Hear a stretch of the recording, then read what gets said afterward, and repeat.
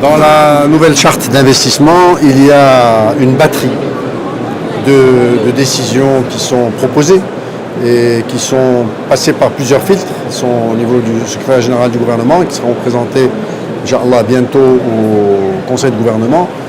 Ça introduira, je l'espère fort, beaucoup de choses pour les startups. C'est pas simple de trouver le bon accompagnement.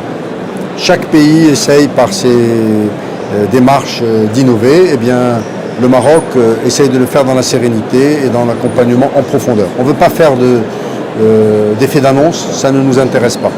C'est trop sérieux, c'est trop important pour que l'on puisse faire des démarches d'effet d'annonce. Je ne pense pas, parce qu'il y a d'autres outils qui sont disponibles pour accompagner les start-upers à tous les niveaux.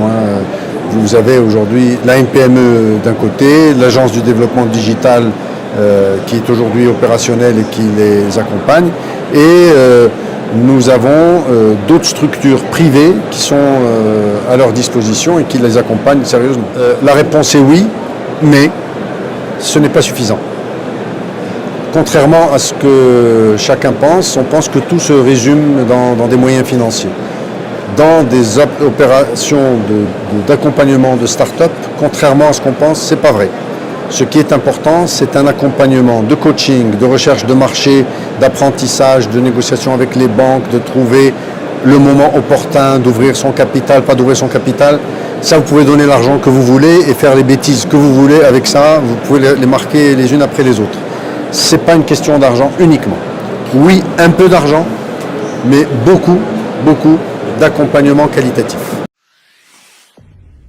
Pour suivre toute l'actualité d'EcoActu.ma, inscrivez-vous sur notre chaîne YouTube et rejoignez notre communauté sur Facebook et sur les autres réseaux sociaux.